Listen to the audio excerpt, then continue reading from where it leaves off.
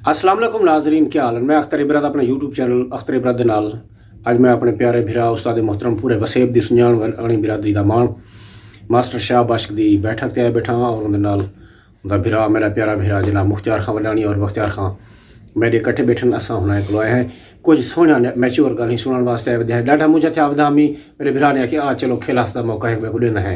असां उनकी बैठक से लंघ आए हैं, उन्हें सारा मान बढ़ाया बहुत। मेरे खटे उसामा खां लिगारी भी मेरा बाल मेरे नाल है। असां जुलते पे हैं। मेरे वसेब का सादा जा बंदा है, हेत बिल्कुल ही मैल करी में गरा, लेकिन उनकी गाल सोनी हो सी, सुन सो और समझे सो। मुकम्मल भरपूर है भी इजाजत।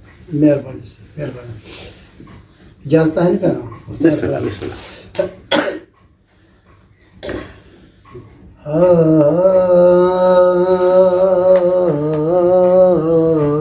जियो आज भला जो लिखे वली लिखा गए, सुभान अल्लाह। जवार में समझे सही लिखा गए। आहा आहा काल कलम नाल तेरह रजब जो लिखे, अगू काबा ते अंदरूं अली लिखा आहा हैदरी वाह वाह वाह वाह। चिट्टा खीरो वे चिट्टा खीरो में ओ नहीं हर सकदा, जैंदा अली जहां पीरो। सुभान अल्लाह। ओ नहीं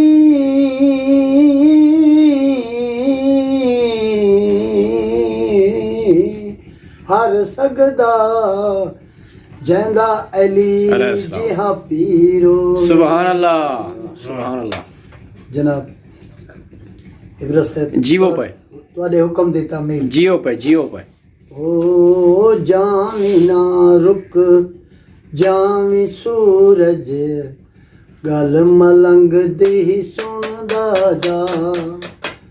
जामी ना रुक जामी सूरज, गल मलंग दी सुनदा जा।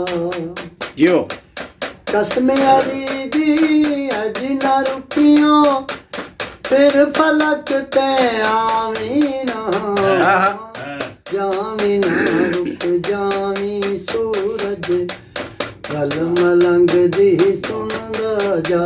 जियो जियो गल मलंग दी सुनदा जा। जियो बख्तियार। तू है शमस आसमानी, मैं आ शमस मुल्तानी। आहा तू है शमस आसमानी, मैं आ शमस मुल्तानी। दूहे हैं पंज तन दे मानी, गल मेरी भुल जावी ना।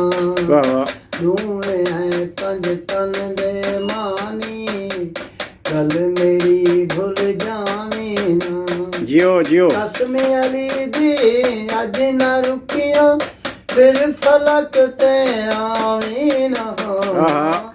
जामी ना रुक जामी सूरज, कल मलंग दी सुनदा जा। कल मलंग दी सुनदा जा। जियो कल मलंग दी सुनदा जा।